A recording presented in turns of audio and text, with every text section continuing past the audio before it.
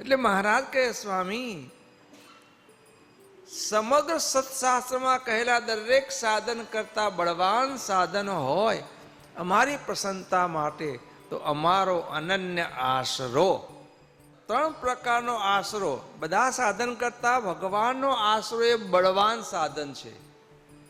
3 પ્રકારનો એ આશરો છે. એમાં પણ સમજણે કહીને જે આશરો ભગવાનનો કરવો ને એ અતિ બળવાન છે. સાંઈ બાપાએ કહ્યું તેમ, મનોહર મુક્ષને છે સદાય સુખ કર, દિવ્ય દિવ્ય કહી ગાવે તમને અનંત પ્રણામ.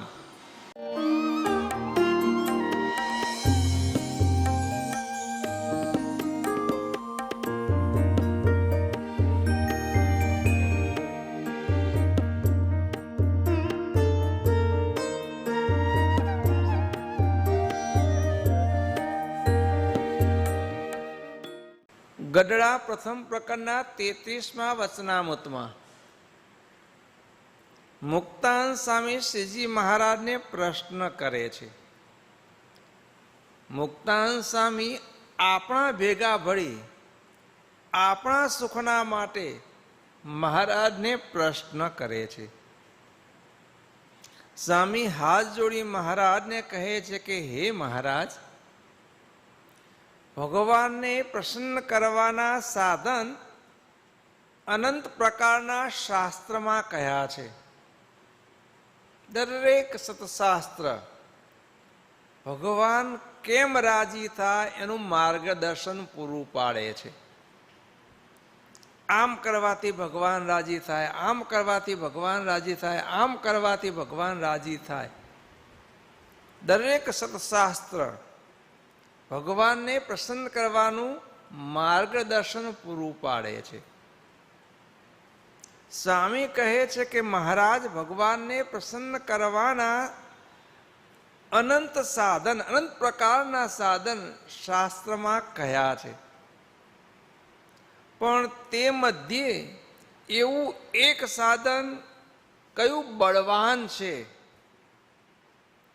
કે એક સાધનનો અવલંબન લઈએ, એ એક સાધનને ચરિતાર્થ કરીએ જીવનમાં, બીજા સમગ્ર સાધન કરે જેવા ભગવાન રાજી થાય, એ કરતા પણ આ એક સાધનનું અવલંબન લઈએ ને તો ભગવાનની મોટી પ્રસન્નતા પ્રાપ્ત થાય. બધા સાધન કરીએ ને જે ફળ મળે એથી પણ વિશેષ આ એક સાધન કરવાથી ફળ મળે, ભગવાનની પ્રસન્નતા રૂપી ફળ મળે, એવું એક બળવાન સાધન કયું છે. આપણે બધાને ભગવાનને રાજી કરવા છે, તો આપણા માટે સ્વામી પ્રશ્ન કરે છે કે એવું બળવાન એક સાધન કયું છે કે જેનો આશરો લઈએ અને બીજા અનંત સાધન કરીએ પણ આનાથી ભગવાનની જે પ્રસન્નતા મળે એ તુલ્ય બીજા કોઈથી ન થાય. એવું બળવાન સાધન હે મહારાજ જે હોય તે કૃપા કરીને કહો. સ્વામીએ આમ પ્રશ્ન કર્યો ત્યારે મહારાજ બોલ્યા, સ્વામી, એવું એક બળવાન સાધન કહીએ છીએ કે એક સાધનનું અવલંબન લે, એક સાધને પોતાના જીવનમાં ચરિતાર્થ કરે, એવા એ મુમુક્ષુ ઉપર અમારી બેઠી પ્રસન્નતા ઉતરે છે, અપાર પ્રસન્નતા ઉતરે છે. એ સાધન છે અમારો દઢ આશ્રય, અમારી દઢ શરણાગતિ.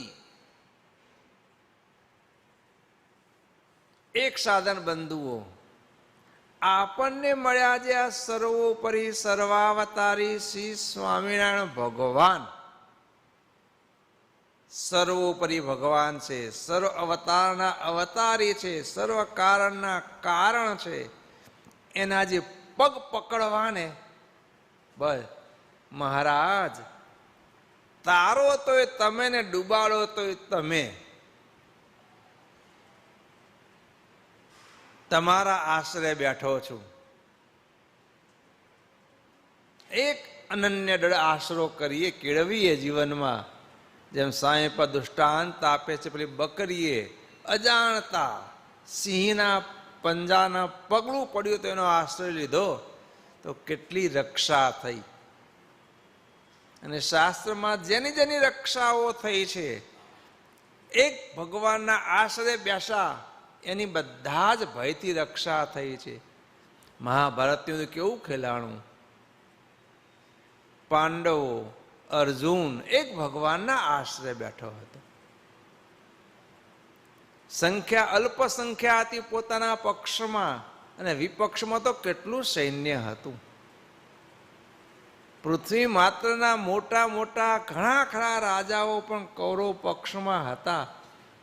અરે સ્વયં શ્રી કૃષ્ણ ભગવાનની 7 અક્ષોહિણી સેના પણ ભગવાને કૌરવ પક્ષમાં આપી હતી. અને મહામોટો એ જે મહાભારત મહામોટો સમુદ્ર પાર કરવાનો હતો. પણ આ શાસ્ત્રમાં લખે છે, અર્જુન પાંડવો એક ભગવાનના આશ્રય કરી ગોવત્સ પદની પેઠે એ મહાભારત રૂપી મહાસમુદ્રને વિના પ્રયાસે ઓળંગી ગયા. કે ગોવત્સ પદ ગાય પણ નહીં, ગાયનું વાછરડું.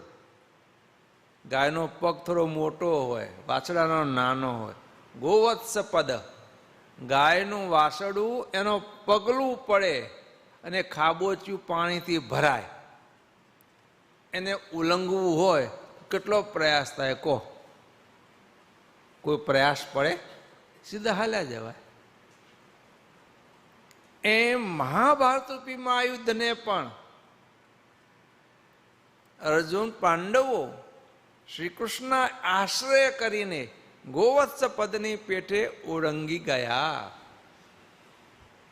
ભગવાનના આશ્રયનું કામ બહુ મોટું ફળ છે એમાં. એટલે મહારાજ કહે, સ્વામી સમગ્ર સત્શાસ્ત્રમાં કહેલા દરેક સાધન કરતા બળવાન સાધન હોય અમારી પ્રસન્નતા માટે તો અમારો અનન્ય આશરો. એ આશ્રમમાં કોઈ પણ પ્રકારની પોલ ન જોઈએ. હો, અહીં આવે તો કે હું તમારો છું, બીજે જાય તો હું તમારો છું. એનું કામ ન થાય.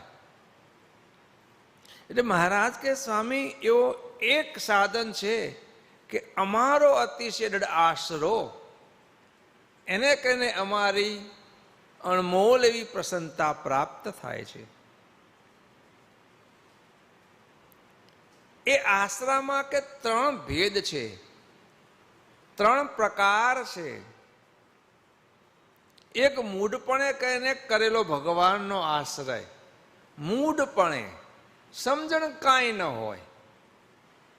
જે બકરીએ સિંહના પંજાનું પગલું એનો આશ્રય કર્યો હતો, ખબર હતી કે આ પગલું જેનું છે આવો સમર્થ છે, પણ બસ આના આશ્રય બેસવું છે, જે થવું હોય તે થાય. આપણને મળ્યા સ્વામિનારાયણ ભગવાન, એના જેવી છે એવી સર્વોપરિતા, એનો મહિમા સંપૂર્ણ જાણતા ન હોઈએ, પણ પગ તમારા પકડ્યા છે, બસ તમને મૂકવા નથી.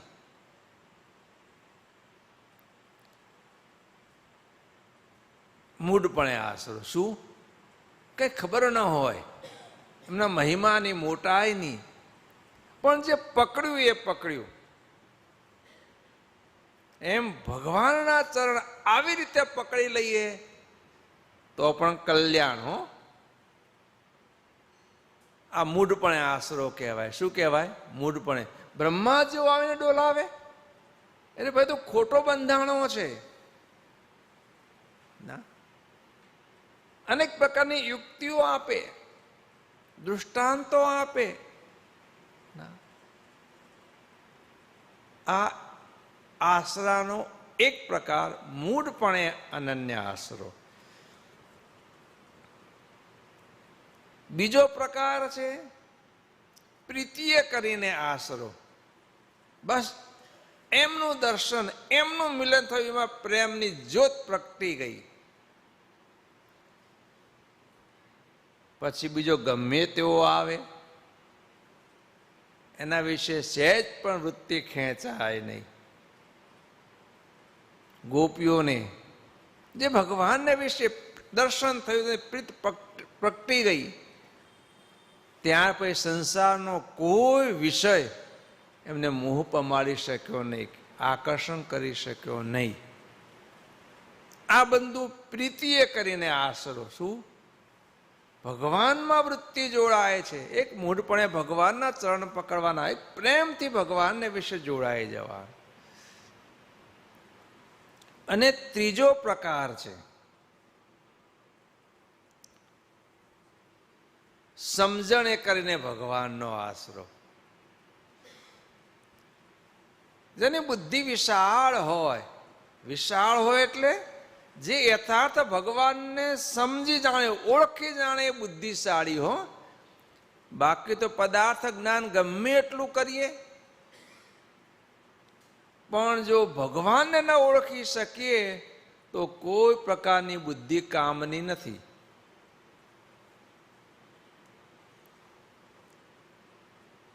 ભગવાનને જે ઓળખી જાણે અને ભગવાનનું સગુણ નિર્ગુણપણું, અન્વય વ્યતિરેકપણું, સર્વ કરતા હરતા નિયંતાપણું, આ બધો જે ભગવાનનો જે મહિમા છે, ભગવાનનું જેવું સ્વરૂપ છે, એને યથાર્થ સમજીને ભગવાનને વિશે જોડાવવાનું. એ સમજણે કરીને આશરો. સમજણ કેવી કેળવવી મહારાજ સમજાવે છે. ભગવાનનું સગુણ નિર્ગુણપણું, ભગવાનનું અન્વય વ્યતિરેકપણું, ભગવાનની માયા થકી થયો જે આ સર્ગ, આખી સૃષ્ટિ, આ સૃષ્ટિના રચયિતા કોણ છે? આપણને મળ્યા જે સ્વામિનારાયણ ભગવાન તે છે.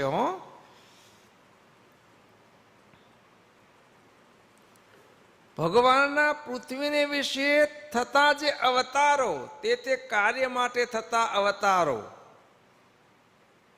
એની રીતને સમજી જાણે, આ માટે ભગવાને આ અવતાર ધર્યો.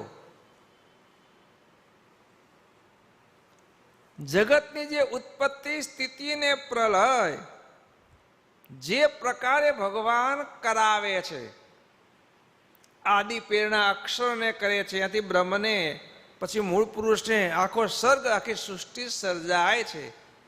આ જે ઉત્પત્તિ ક્રમને યથાર્થ સમજી જાણે ને એના કરતા આપણને મળ્યા સ્વામિનારાયણ ભગવાન તે છે.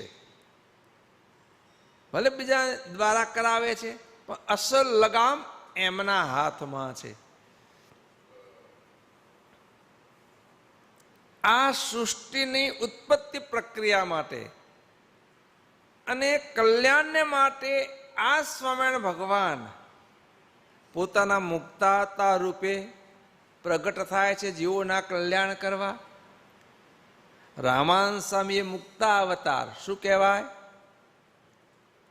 આખી નાદવંશીય પરંપરા સ્વામિનારાયણ ભગવાનની મુક્તાવતાર જીવોના કલ્યાણને માટે બે પ્રકારનું કાર્ય. એક સ્થિતિ સંચાલનનું, શું? આખું સૃષ્ટિની સર્જના કરવી.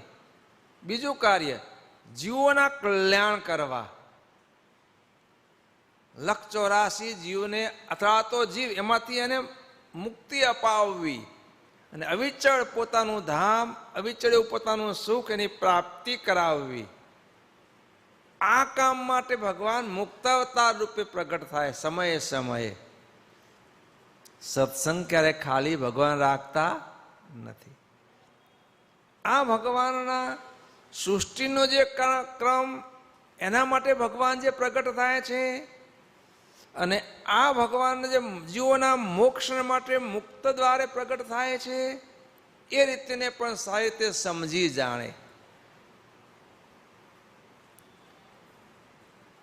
આમ જે ભગવાનનું સમર્થપણું ને અસમર્થપણું પણ સમજી જાણે છે સમર્થ, પણ અસમર્થ જેવી લીલા કરે. બધું સામર્થ્ય એમાં છે. અમદાવાદમાં પેલા લોલંગર બાવાએ ઉપાધિ કરી રઘુનાથને ચડાવવાથી, ભગવાને ચરિત્ર કર્યું. હીરાચંદ ચોકસીને કે મને બાઈઓના વસ્ત્ર આપો, જલ્દી પહેર નીકળી જવું કે બચી જવું કે. લો, વિલંબ કરવા લાગ્યા ચોકસી.